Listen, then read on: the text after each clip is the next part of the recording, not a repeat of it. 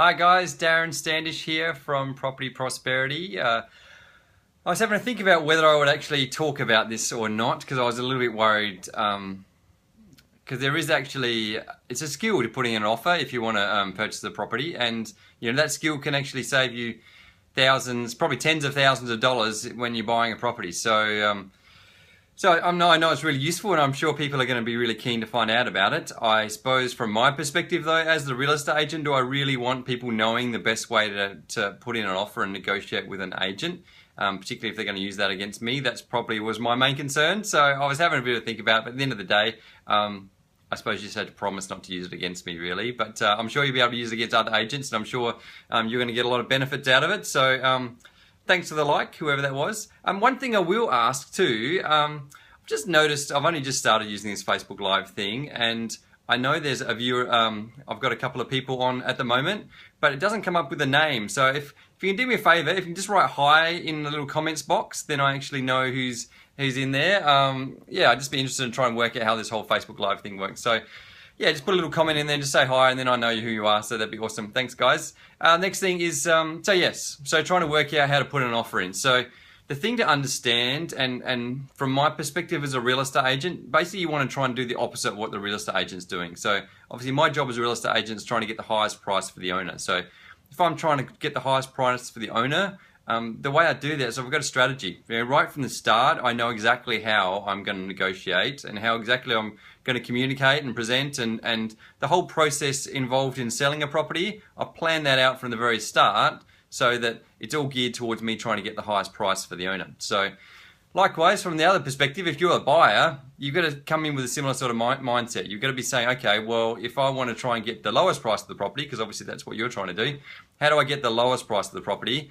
And then you come in with a strategy and understanding this is how I'm going to go about it to try and get the price that I want for the property. So that's the first thing. You got to have a plan. So if you don't have a plan, then you're going to struggle to try and be able to overcome someone that has a plan, because they're obviously working to a strategy, and you'll have to try and overcome that, I suppose, which is difficult if you don't have a way of combating that. So first thing you need to do before you can start a plan is you have to know what you're trying to achieve out of your plan. So the first thing is, okay, what price do I want to pay for the property? Get a bit of a guide, trying to educate yourself as much as possible. So look at the property, try and look at comparable sales. If you're going to buy a $300,000, $400,000, $500,000 property, you can actually get reports. It costs about $20. You can get something called RP Data. They prepare all the reports that tells you what things are selling for in the area, how long things are on the market. Gives you a bit of an understanding of not just what property is sold for, but why they're sold for a certain price. So it's really useful when you're out negotiating with an agent. You can actually show them that you really understand the market really well, and they know that then you're less likely to be misled along the way, I suppose. So that's the first thing. You really have to understand what things are selling for, what's a fair price, what's overpriced, what's underpriced. If you know it's overpriced, you can have a different strategy than if you know it's underpriced. Obviously, it's underpriced. The key is to get in there and buy it as quickly as possible. If it's overpriced, you're going to make sure you're negotiating with the agent in the aim to try and I suppose you're educating the agent at the end of the day. You're trying to get them to drop their price. Sometimes the agent might have overpriced because they don't necessarily understand the market as well as you do. And so what you're doing is educating them, so then they can go back to the vendor and give that feedback to the vendor. At the end of the day, the agent, they get the commission by selling the property. So any information you provide them to allow them to communicate with the owner to get them to drop their price, the agent's going to take that on board and go back to the owner and try and give them some feedback to say, hey, this is why it's overpriced. So understanding there's different strategy between underpriced and overpriced. If it's fairly priced, then that's a different strategy as well. What I'm really going to talk about today is actually just putting in the offer. If we're putting an offer on the property, how we go about putting in an offer on the property. So if you're going to put in an offer, you've got to understand what you can afford. Don't put in an offer if you can't afford the property, or if it doesn't suit, or don't just go and put 10 offers on 10 properties that you really have no interest in buying anyway, because you're wasting the agent's time, but also you're just wasting your own time. So just make sure you're really clear on, firstly, do I want to buy this property? So that's the first thing. Secondly, can I afford this property? If you don't have the answer to those two questions, then go off and do some research. Basically, if you're not sure if you want to buy it, then don't put an offer. If you don't know how much you got to spend, go off and do some research, because at the end of the day, if you're wheeling and dealing, put all the time and effort into negotiating and try and get the best deal, if you finally get the best deal and then you can't afford it, it's not good for you, it's not good for the owner, it's not good for the agent. So that's my first thing. Go to a mortgage broker, go to a bank, someone, just try and find exactly, probably better to go to a mortgage broker just because they have access to a whole pile of different lenders, so you can probably be really clear. Find out what your absolute maximum you can borrow is, and just make sure you spend less than your maximum, because if you're spending your absolute max, then potential to get really stressed out, it's probably not worth it, basically. So that's the first thing. Know where you are right now, what your plan is. Next thing is generally what happens, you go and look at a house, you put in an offer on the property, the agent says, okay, I'll send you out a letter of offer, or he gives you a letter of offer to get you to fill it out. Thing to understand, letter of offer, it's not a legal document. It doesn't actually count for anything, to be honest. So you sign a letter of offer, they go back to the owner signs off and it says, yep, we've accepted your letter of offer, so the offer's been accepted. In reality, it doesn't count for anything. People can then just, firstly, you can walk away from that, and the owner can walk away from that and then decide to sell it to somebody else. So what you want to do is you want to, like I said, if I'm the real estate agent trying to sell the property, I want to control the process from start to finish. So likewise for you as a buyer, you want to be able to control this process from start to finish. By you signing a letter of offer when no one's locked in and there's no obligation for anybody, then you're not controlling the process at all. Basically, they can just go off and sell it to anybody else, and they, just like you can put in multiple offers, they can get multiple offers from other buyers as well. And even if they accept your offer, they can still go off and get other offers as well. So my first piece of advice to you is just don't even bother with the letter of offer. It's pretty pointless. If you really want to buy the property and you can afford it, just ring up the agent and say, hey, I don't want to stuff around with a letter of offer. I want to buy it. What do I have to do to buy it? I want to come in now. I want to sign a contract. The reason the value of signing a contract is not, firstly, it just looks more credible. I know it seems a bit scary from your point of view, but at the end of the day, from the owner's point of view, if this person's willing to sign a contract, that's real. And the cool thing as far as the agent goes, if I take a contract back to the owner and the owner agrees and they sign off on the contract, the owner's locked in. They can't change their mind. But the good thing from your perspective as the buyer is you're not locked in.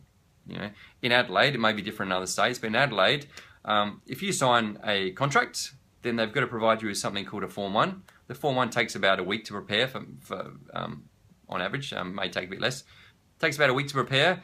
After you get, then once the Form 1's prepared, the agent will send that through to you. You acknowledge you've received that Form 1, and that's when your cooling off period will start. And so your cooling off period means you can just change your mind. So you can change your mind for no reason. You don't really have to provide any reason. So the good thing about that, you sign a contract, you've locked the owner in. He can't sell it to anybody else. But you've still got a week while the Form 1's being prepared, and you've got 2 days after that while the cooling off's being prepared. So almost like a week and a half where you can still change your mind, so you're not locked in. Now, again, I wouldn't. Now you've got this knowledge, don't use it against the agent. Don't go out and just put in a whole pile of offers on random properties you don't want to buy, because it just annoys everybody. But the cool thing about it, if you find during that week and a half period there is something that you weren't expecting, you've got time to change your mind. You're not locked in. After that cooling off period ends, you still can put conditions in the contract, so subject to the finance or subject to the sale of your house or whatever conditions you want, which allows you then, even after the cooling off period's ended, you can still change your mind and pull out, only because of those conditions, because you couldn't get finance or because you couldn't sell your house or whatever conditions you put into the property. So that's the thing. Don't get too scared about signing a contract, because once you've signed a contract, you've still got a week for the Form 1, 2 days for your cooling off, and then you've still got subject to any other conditions you put in the property. So just understand you've still got an option to try and pull out of the property. So that's the first thing. Number one thing is, if you're going to put in an offer, understand what you can afford and that you definitely want it. Number two is just go straight to putting in contract. You're controlling the process by, once the owner signs, then he's locked in. He can't change his mind. So you're in the more powerful position then, because you can be able to pull out of the contract. Number three is you've got to create some timeliness to this thing. If you know the property's just come on the market, you don't want the agent or the owner of the property having time to go off and look at other offers or go out and find someone else that's going to put in an offer. Because me as an agent, obviously what I want is many offers as possible. So if you come to the first open and you say, hey, I want to buy the property right now, for me, that's not a good thing. I don't really want that. I want time for other people to come in and put in other offers. I want people to negotiate against each other to try and get the highest price at the end of the day. So if you rocked up to the first open, say, hey, no, I don't want to sign an offer. I want to put in a contract. I want to sign it up now. I want the owner to accept it straight away.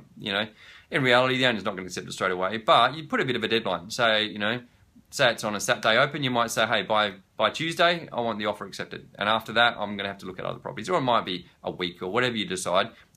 By putting control over the timeliness of that, what that does is create a sense of urgency for the owner to have to make a decision quite quickly. Also create a sense of urgency for the agent to go and try and find other people interested in the property. So a lot of people feel like they have to sit back and wait and see what happens. Let's see how long it's been on the market for, and let's see if they'll drop the price during a period of time. But that's actually the opposite of what you want to do, because what you're doing then is you've got no control over that situation. The market's controlling it, and the owner's controlling it, the agent's controlling that price. You're sitting back. The agent doesn't even know you want to buy the property.